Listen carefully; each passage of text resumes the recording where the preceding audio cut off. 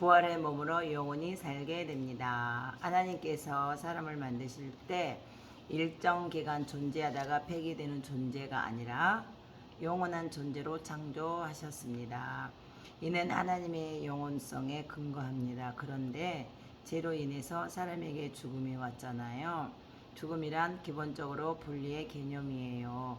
사람의 영혼과 육체가 분리되는 것을 죽음이라고 합니다. 그래서 사람이 죽으면 영혼과 분리된 사람의 육체는 흙으로 돌아가지만 사람의 영혼은 영원히 사라지지 않습니다. 사람이 잠을 자면 꿈의 세계를 경험하는 것처럼 사람이 죽으면 끝이 아니라 죽음 이후에 세상 천국과 지옥이 있습니다. 그래서 예수님을 믿다가 죽은 사람의 영혼은 천국 낙원에 가게 되지만 예수님을 믿지 않고 죽은 사람 불신자의 영혼은 지옥에 가게 됩니다. 죽으면 끝이 아니라 신자의 영혼은 천국에서 하나님과 함께 행복하게 지내고 불신자의 영혼은 지옥에서 고통 속에 지내게 되는 것입니다. 그렇게 천국과 지옥에 있다가 드디어 예수님께서 재림하시면 신자와 불신자 모두 부활하게 됩니다.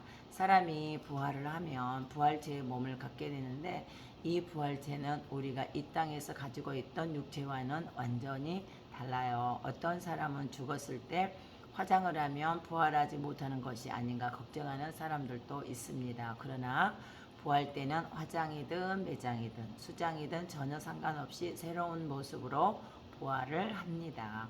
신자의 부활체는 이런 특징이 있습니다. 그리스도의 영광의 형체로 변화됩니다. 빌립보서 3장 21절에요. 다시는 죽지 않습니다. 누가복음 20장 36절. 부활체는 보고 만질 수 있습니다. 다시는 썩지 않습니다. 영광스럽습니다. 신령합니다. 부활을 하면 신자들은 부활체로서 하나님의 나라에서 영원히 살게 되지만 불신자는 부활체로 지옥에서 영원히 고통을 당하게 됩니다. 죽음 이후에는 다시는 기회가 없어요. 지금이 기회입니다. 건강은 건강할 때 지켜야 되는 것처럼 예수님은 살아서 지금 현재 믿는 것입니다. 그럼 천국과 지옥은 실존하는 곳입니다. 그러면 천국과 지옥은 어떤 곳일까요? 천국이나 지옥을 갔다가 온 사람은 아무도 없어요. 그리고 천국이나 지옥을 과학적으로 증명할 수도 없습니다. 그러나 우리는 천국에 대한 많은 정보를 얻을 수 있어요. 맨 먼저는 성경이 천국에 대하여 이야기하고 있고요. 예수님의 제자인 사도 요한은 환상 가운데 천국을 보고 기록해 놓았습니다. 그리고 이 땅에도 환상 중에 혹은 임사 체험 중에 또 하나님의 특별하신 은혜로 천국을 경험한 사람이 수도 없이 많이 있어요. 저는 미국에 가보지 않았지만 신문이나 잡지를 통해서 미국의 존재를 알 수 있고 또 미국에 다녀온 사람들의 이야기를 듣고 간접 경험으로 미국을 알 수 있는 것처럼 우리도 성경을 보고 천국과 지옥이 있는 것을 알 수 있습니다. 기독교인이란 천국과 지옥을 믿고 있는 사람을 말합니다. 성경은 천국과 지옥에 대하여 어떤 정보를 제공할까요? 먼저 천국은 눈물이 없고 사망이 없으며 슬픔이나 우는 것이나 아픈 것이 없고 해와 달보다 더 좋은 빛이 있으며 모양은 네모가 반듯하고 높이와 넓이가 같은 곳이라고 해요. 그리고 12보석으로 꾸며져 있으며 12진주문이 있고 유리 같은 황금길과 24보좌가 있습니다. 이 천국은 들어가고 싶다고 해서 아무나 들어갈 수 있는 곳이 아니에요. 일단 제가 있는 사람은 천국에 들어갈 수 없습니다. 그러면 우리 성도님은 천국에 들어갈 수 있을까요? 이 세상에는 천국에 갈 수 있을 만큼 죄 없이 착하게 산 사람은 하나도 없어요. 그렇다면 천국에는 아무도 들어갈 수 없는 건가요? 혹시 천국에 갈 수 있는 길을 알고 계신가요? 그렇죠. 천국에 갈 수 있는 길이 있습니다. 그 길이 예수님이세요. 예수님은 우리의 죄와 죽음의 문제를 해결하시고 천국으로 우리를 인도하시는 분입니다. 천국 내비게이션에서 함께 공부한 것 기억나시죠? 누구든지 예수님을 믿으면 천국에 갈 수 있습니다. 가로되 주 예수를 믿으라. 그리하면 너와 내 집이 구원을 얻으리라. 사도행전 16장 31절. 구원을 얻는다는 말은 천국에 갈 수 있다는 말이에요. 그리고 성경에는 지옥에 대한 말씀도 있습니다. 성경에서 말하는 지옥은 영원히 꺼지지 않는 유황불이 있는 곳이고 영원히 타는 불뭇불 용광로가 있고요. 죽을 수도 피할 수도 없는 형벌의 장소이고 구더기도 죽지 않고 불도 꺼지지 않는 곳이고 사탄 마귀를 가두는 곳이며 슬피 울며 이를 가는 바깥 어두운 곳이라고 말씀하고 있습니다. 지옥은 사람을 겁주려고 협박하기 위해서 만들어낸 가상의 장소가 아니라 실제로 존재하는 곳입니다. 이 땅에서도 사람이 절대 감옥에 가면 안 되는 것처럼 죽은 후에는 절대로 지옥에 가면 안 되는 거예요. 자, 상급이 있습니다. 우리가 예수님을 잘 믿다가 천국에 가면 그걸로 끝이 아니라 이 땅에서 어떻게 살았는가 하는 삶의 내용에 따라서 각각의 상이 있다고 성경에 기록되어 있습니다. 믿음이 없이는 기쁘시게 못하나니 하나님께 나아가는 자는 반드시 그가 계신 것과 또한 그가 자기를 찾는 자들에게 상 주시는 이심을 믿어야 할지니라. 우리는 이 땅에서 100년 이내의 짧은 인생을 살아요. 그런데 여기 이 땅에서 내가 어떻게 살았는가 하는 삶의 내용이 영원한 천국에서의 삶의 질을 결정하게 된다는 거예요. 그러니까 이 땅에서 정말 잘 살아야 하겠죠. 여기에서 우리가 꼭 기억해야 할 것이 있습니다. 그게 뭐냐면 우리가 구원을 받는 것은 우리가 어떻게 살았느냐 하는 행위의 문제가 아니라 믿음의 문제인 거예요. 예수님을 믿으면 우리는 천국에 갈 수 있습니다. 그런데 예수님을 믿고 구원받는 사람 중에 정말 열심히 사는 분들이 있습니다. 어떻게 해서든지 예수님을 전하려고 하고 교회에서 봉사하고 또 이웃을 돕고 그러잖아요. 생각해 보세요. 전도하며 사는 것이 쉬울까요? 어려울까요? 어렵죠. 교회에서 봉사하며 사는 것, 또 이웃을 사랑하며 산다는 것이 쉽지 않습니다. 때로는 예수 믿는 것 때문에 어려움이나 고난을 당하기도 하고 심지어 예수님을 전하다가 죽는 순교 경우도 있습니다. 이분들은 구원받기 위해서 그럴까요? 아니에요. 구원은 예수님을 믿는 순간 이미 받았습니다. 이 땅에서 주님을 위해 사는 사람에게는 하늘의 상을 주시겠다고 약속이 있기 때문이에요. 성경에는 이런 상급을 면류관이라고 표현하고 있습니다. 면류관이란 임금이 쓰는 모자 왕관을 말하는데요. 하나님께서 우리의 미래의 왕관을 씌우시고 우리를 그렇게 높여주시겠다는 말씀이에요. 성경에는 여러 가지 면류관의 종류가 있는데요. 여기에는 6가지의 면류관을 소개하고 있습니다. 무슨 면류관이죠? 첫 번째, 기쁨과 자랑의 면류관이에요. 이 면류관은 영혼 구원을 위해서 평생을 몸바쳐 일해온 전도자들에게 주는 면류관입니다. 성도님도 앞으로 열심히 전도하며 전도자로 산다면 이 기쁨과 자랑의 면류관을 받을 수 있어요. 두 번째는 의의 면류관이에요. 어떤 사람에게 주어진 면류관인지 한번 볼까요? 주님의 재림을 기다리면서 세속된 길로 가지 않고 주님의 나타나심을 사모하는 사람에게 주는 면류관이에요. 세 번째는 생명의 면류관이에요. 이 면류관은 주를 위해 고난을 당하고 순교한 사람에게 주는 면류관이죠. 네 번째는 썩지 않는 면류관이에요. 이 면류관은 이 땅에 살면서 빛과 소금의 직분을 감당하며 최선의 노력을 다하는 사람들이 받는 면류관이죠. 다섯 번째는 금 면류관이에요. 이 땅에서 교회를 위하여 충성하는 기름 부음 받는 사람들에게 주는 면류관이에요. 여섯 번째로 영광의 면류관입니다. 이 면류관은 예수님의 죽으심을 맛보고 고난을 받는 충성된 주의 종들에게 하나님이 허락하신 면류관입니다. 천국에서 하나님께서 하나님의 사람들에게 이런 면류관을 상으로 주신다고 하셨는데 이 면류관을 받음으로 그치는 것이 아니라 각각 면류관에 따르는 영광이 다릅니다. 해의 영광이 다르고 달의 영광이 다르며 별의 영광도 다른데 별과 별의 영광이 다르도다. 고린도전서 15장 41절에서 말씀하고 있습니다. 그럼 나는 누구인가요? 노예와 자유인은 삶의 목표와 가치관이 완전히 달라요. 노예에게는 인생의 비전도 없고 꿈도 없고요. 그러나 자유인에게는 인생의 꿈이 있고 비전이 있습니다. 자유인과 기적 그리고 기적과 왕족의 가치관과 삶의 모습도 완전히 다르겠죠. 성도님은 누구일까요? 노예일까요? 자유인일까요? 아니면 귀족일까요? 왕족일까요? 성경은 우리의 신분과 우리의 정체에 대해서 뭐라고 할까요? 성경은 우리를 하나님의 자녀, 하나님 나라의 백성, 하나님의 가족이라고 말합니다. 우리는 귀족도 아니고 왕족도 아니에요. 우리는 신족입니다. 나는 예수님 짤입니다. 이 세상의 물건은 물건마다 다 값이 매겨져 있잖아요. 어떤 것은 1,000원짜리도 있고 어떤 것은 100억짜리도 있잖아요. 물건값이 다른 것은 그 물건의 차이가 다르기 때문이에요. 물건은 그 가격만큼의 가치를 가지는 거죠. 그런데 예수님께서는 나를 위해 대신 죽으시고 부활하셔서 새 생명을 주셨어요.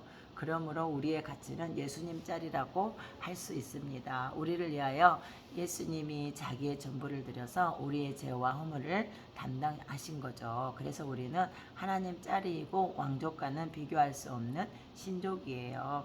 나는 하나님의 걸작품입니다. 우리는 하나님이 직접 만드신 하나님의 작품입니다. 하나님은 아담과 하와를 만드셨을 뿐 아니라 우리를 만드셨어요. 주님께서 내 내장을 지으시며 나의 모태에서 나를 만드셨나이다. 시편 139편 13절. 사람은 절대로 사람을 만들지 못합니다. 모태는 하나님께서 사람을 창조하실 때 사용하시는 하나님의 시스템이에요. 예를 들어 자판기에 돈을 넣으면 커피가 나오는데 자판기가 커피를 만드는 것이 아닌 것처럼 어머니나 아버지가 사람을 만든 것이 아니에요.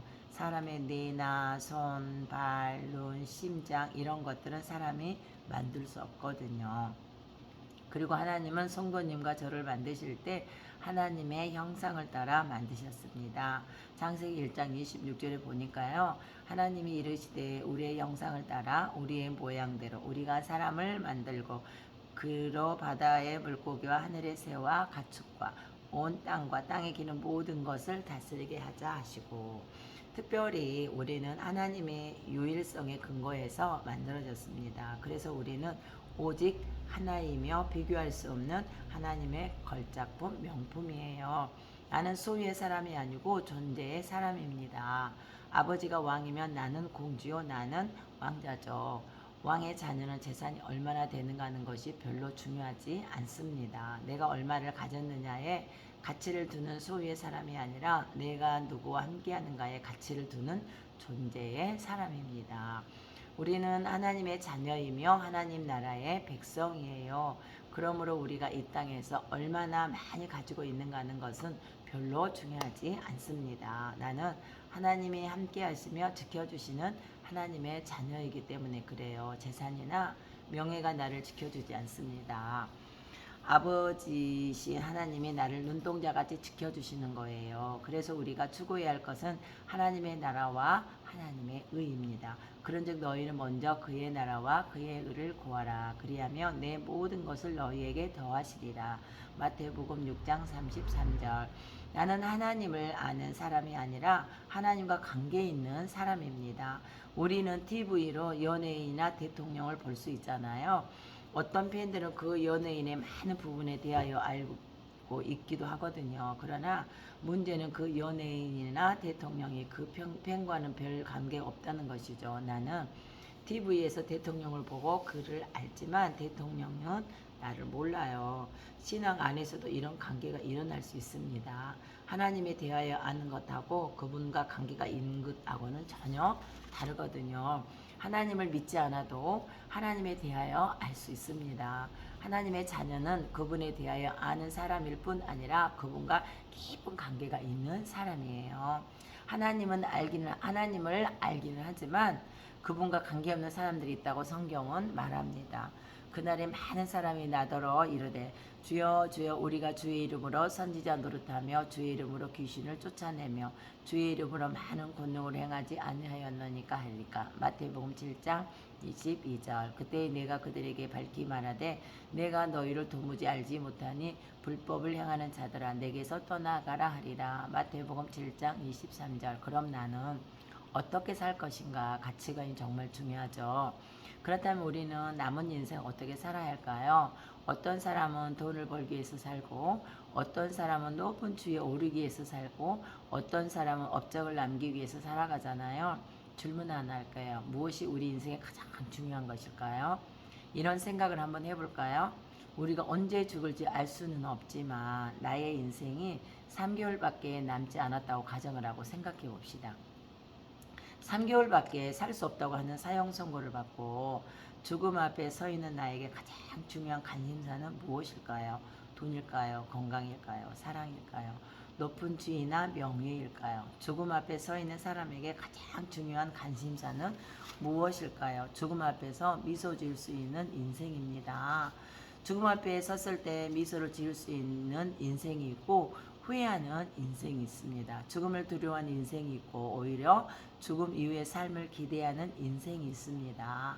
사람이 죽음을 두려워하는 이유는 죽음 이후에 지옥이 있을지도 모른다고 생각하기 때문에 그런 거예요. 우리가 죽음 앞에서 미소를 지을 수 있는 이유는 죽음 이후에 천국이 있기 때문에 그렇습니다. 믿음의 사람 사도 바울은 죽음을 앞에 두고 이런 고백을 합니다. 나는 선한 싸움을 싸우고 나의 달려갈 길을 마치고 믿음을 지켰으니 이제후로는 나를 위하여 의의 면류관이 예비되었으므로 주 곧 의로우신 재판장이 그날에 내게 주실 것이며 디모데후서 4장 7절 8절. 자, 일생을 위하여서 사는 사람이 아니라 영생을 위하여 사는 사람입니다.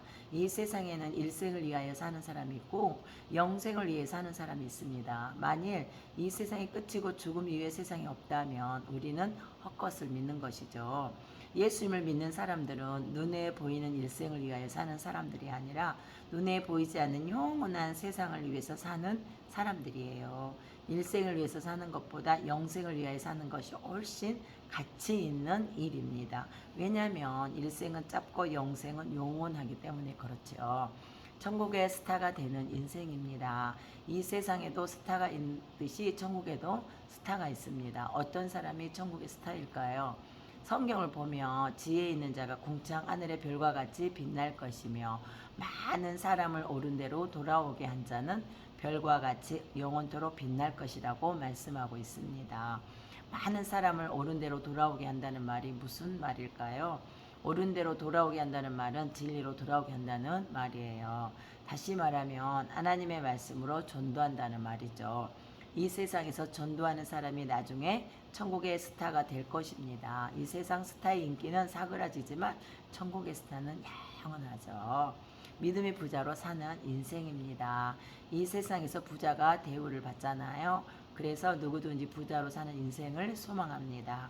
그래서 부자 되기 위해서 어떤 고생도 참고 어떤 어려움도 이겨나가죠. 그러나 그리스도인들은 이 세상의 부자보다 믿음의 부자로 살기를 소원해야 합니다. 어떻게 사는 것이 믿음의 부자로 사는 것일까요? 성경은 우리의 보물을 땅에 쌓아두지 말고 하늘에 쌓아두라고 말씀합니다. 오직 너희를 위하여 보물을 하늘에 쌓아두라. 마태복음 6장 20절. 하늘의 보물을 쌓아두기 위해서 많은 그리스도인들이 이 땅의 편안한 삶을 버리고 문명의 손길이 닿지 않는 선교지에 가서 온갖 고생을 하며 수많은 어려움을 극복하면서 복음을 전하고 있습니다. 모세는 이집트의 왕자로서의 편안한 삶을 포기하고 자기 민족 노예들과 함께 고난을 받았습니다. 도대체 이 사람들은 왜 이런 삶을 살아갈까요? 부자가 되기 위해서 그런 거죠. 이 세상의 부자는 잠깐 있다가 없어지지만 천국의 부자는 영원하며 그 부유함은 끝이 없기 때문이에요. 이 그림을 보시면 이 세상의 부자는 마치 모래로 성을 쌓아놓고 그 안에 들어가 있는 것과 같습니다. 모래로 성을 쌓으려면 얼마나 힘이 들겠어요. 그러나 이 모래성은 아무리 굳고 하려 해도 비가 한 번만 오면 다 무너져 버리죠. 그러나 이 옆에 있는 집은 화려해 보이지 않아도 반석 위에 지어진 집이에요. 비가 와도 끄떡 없는 안전한 집이죠. 성경을 한번 읽어볼까요? 그러므로 누구든지 나의 이 말을 듣고 행하는 자는 그 집을 반석 위에 지은 지혜로운 사람 같으리니 비가 내리고 창수가 나고 바람이 불어 그 집에 부딪히되 무너지지 아니하나니 이는 주초를 반석 위에 놓은 까닭이요 나의 이 말을 듣고 행하지 아니하는 자는 그 집을 모래 위에 지은 어리석은 사람 같으리니 비가 내리고 창수가 나고 바람이 불어 그 집에 부딪히며 무너져 그 무너짐이 심하니라. 마태복음 7장 24절에서 27절 말씀하고 있습니다. 어떤 집을 살고 싶으세요? 나는 어떻게 살 것인가? 신분과 소속이 있습니다. 이렇게 죽음 앞에서 미소를 줄 수 있는 인생, 그리고 영생을 위해 살며 천국의 스타가 되는 인생, 믿음의 부자가 살려면 어떻게, 믿음의 부자로 살려면 어떻게 살아야 할까요? 주인을 바꿔야 합니다. 먼저 내 안의 주인을 바꿔야 합니다. 사람 안에는 그 사람의 생각과 행동을 지배하며 결정하는 주인이 있습니다. 예수님을 믿기 전에는 사탄, 마귀, 귀신이 내 안에서 나의 인생을 결정해 왔어요. 우리 속에서 사탄은 절대로 자신의 본 모습을 드러내지 않거든요. 사탄은 내 안에서 모든 결정을 하지만 그 모든 결정이 마치 나와 내 가족을 위한 최선의 선택인 것처럼 속입니다. 그래서 이제는 내 안에 있는 생각의 주인을 바꾸어야 합니다. 전에는 내가 이 일을 결정하고 행동하면 나에게 혹은 우리 가족과 우리 회사에 무슨 이익이 있을까 하고 결정했다면, 이제는 내가 이 일을 결정하고 행동하는 것을 하나님이 기뻐하실까 하는 생각으로 바꿔야 합니다. 주인을 바꾼다는 말은 나의 생각의 방향과 생각의 틀을 바꾸는 것을 말합니다. 정권을 바꿔야 합니다. 그 다음에는 정권을 바꿔야 돼요.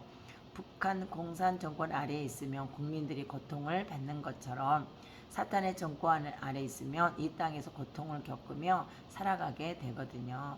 왜냐하면 마귀의 통치는 우리를 죄로 이끌고 온갖 질병과 고통과 미움과 거짓말로 우리를 고통스럽게 하기 때문입니다. 우리가 태어나면 누구든지 조국이 결정이 되고 그 나라의 통치 아래 살아가죠. 아무 나라의 통치도 받지 않는 사람은 아무도 없습니다. 마찬가지로 우리의 영혼도 우리가 원하든 원하지 않든 하나님의 통치를 받든지 마귀의 통치를 받든지 둘 중에 하나예요. 북한에 태어나서 공산 정권의 통치 아래 신음하던 사람이 탈북을 해서 대한민국의 통치에 들어오면 대한민국 그 사람의 신변과 안정을 보장해 주듯이 우리는 마귀의 통치를 벗어나서 하나님 나라의 통치 아래 들어오면 하나님이 우리를 마귀로부터 지켜주세요. 하나님의 통치 아래 들어온다는 것은 뭐냐면 우리가 하나님의 법을 지키며 살아가는 것을 말합니다. 예수님을 믿기 전에는 하나님의 법을 알지도 못했고 그 법을 지키지 않았잖아요.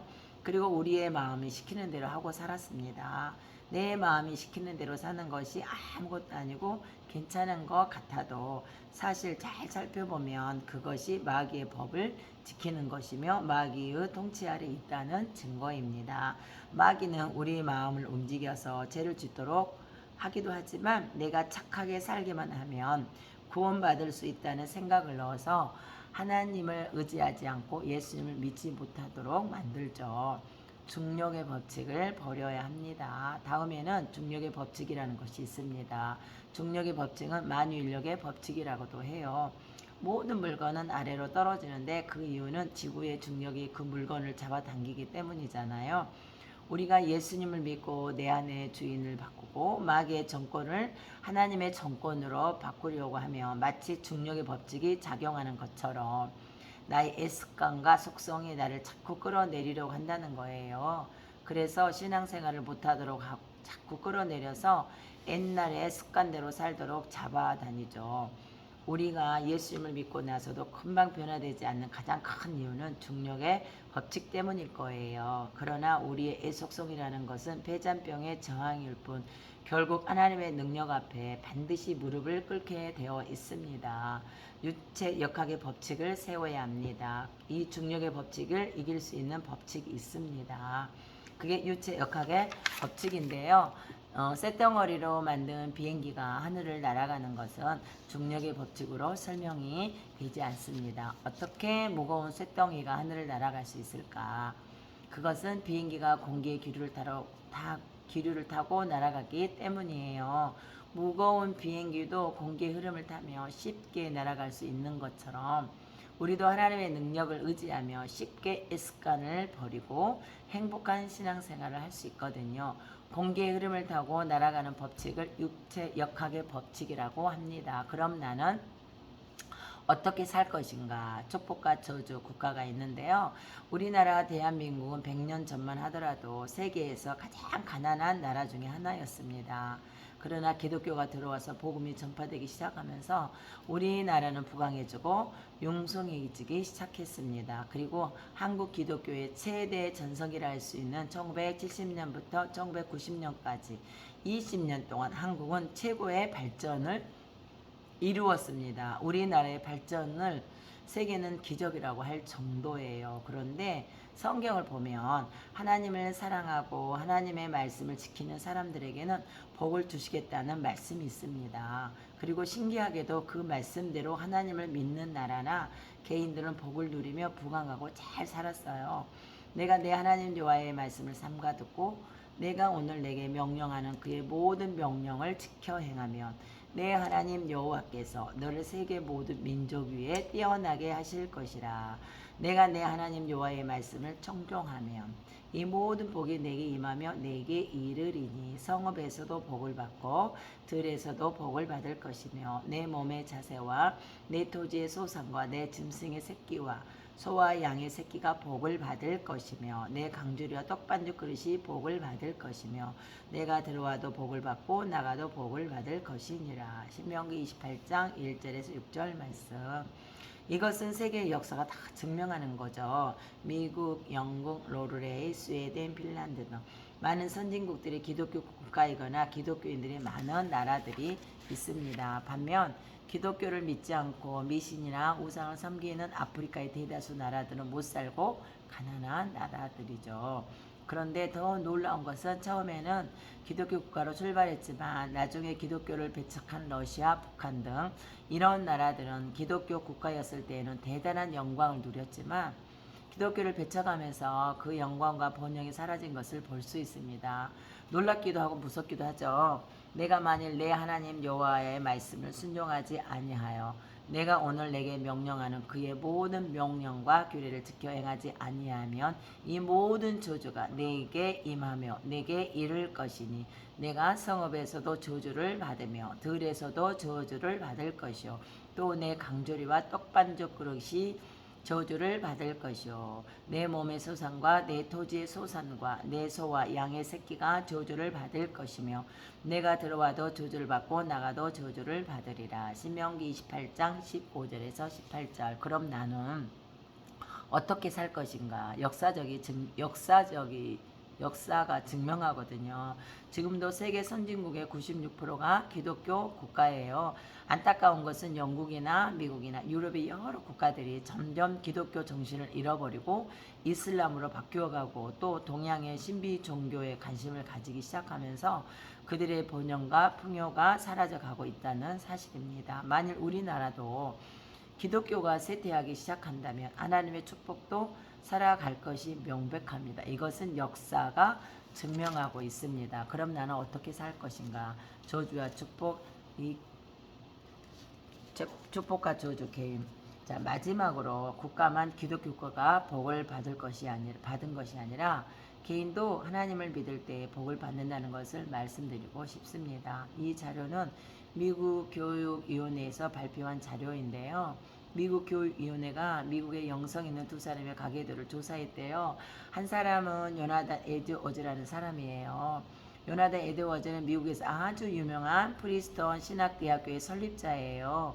그분은 전 미국인들이 존경하는 신학자였어요. 그리고 또 한 사람은 뉴욕에서 가장 유명한 술집을 경영했던 마크스 술츠라는 사람이에요. 그는 전 미국에서 유명할 정도로 돈을 많이 벌어서 거부가 되었던 사람이에요. 미국의 교육위원회에서는 이 두 사람의 후손들을 조사했는데 그 결과가 충격적인 것이었습니다. 요나단 에드워즈 목사의 후손은 896명이었습니다. 그 중에서 목사 선교사가 116명, 교수 학장 총장 교사가 86명인데 그 중에 총장이 3명, 학장이 66명, 문학가들이 75명, 상원과 하원 의원이 4명, 부통령이 된 사람이 1명, 기업인이 73명, 발명가들이 21명, 장로와 집사가 286명이나 되었어요. 마크스 술츠 5대까지 후손들은 총 1062명이었습니다. 그 중에서 교도 생활을 5년 이상 복역한 사람들이 96명이고 정신병자 알코올 중독자들이 58명입니다. 창녀들이 65명, 생활보호 대상자의 극빈자가 286명, 불황무식한 자가 460명이나 되었대요. 마크스 술재 후손들이 저지른 사고로 인해서 연방정부에서 지출한 예산이 무려 1억 5천만 불, 한국 화폐로 말하면 1,200억 원 이상이었습니다. 이런 결과가 우리에게 보여주는 교훈은 바로 성경의 말씀 그대로입니다. 하나님을 경외하고 그 계명 곧 하나님의 말씀을 지키면서 사는 사람들에게는 천대까지 은혜를 베풀어 주시고, 우상을 숭배하고 술에 잠겨 패역한 삶을 사는 사람들의 죄는 자손 3, 4대까지 이르게 하신다고 기록된 그대로인 것입니다. 이 땅에 사시는 동안 예수님과 함께 동행하며 축복의 통로가 되시고 자손 천대까지 이 복을 누리시고 예수님을 힘있게 증거하는 행복한 믿음의 삶을 사시기 바랍니다. 그리고 우리 인생의 마침표를 찍는 그날에 미소를 지으며 천국에 입성하여 영원한 생명의 삶으로 이어지는 인생 최고의 행복자가 되시기를 소망합니다. 인생은 만남입니다. 사람은 누구를 만나느냐에 따라 그의 인생이 결정이 됩니다. 우리의 인생에는 중요한 여러한 만남이 있어요. 부모님과의 만남, 스승과의 만남, 배우자와의 만남이 있습니다. 가장 중요한 만남이 있습니다. 바로 예수 그리스도와의 만남입니다. 예수 그리스도를 만나는 인생과 예수 그리스도를 만나지 못한 인생은 출발부터 끝까지 다릅니다. 예수 그리스도와의 만남은 우리의 영혼이 결정되어지는 인생 최고의 만남입니다. 아멘. 할렐루야. 축복합니다.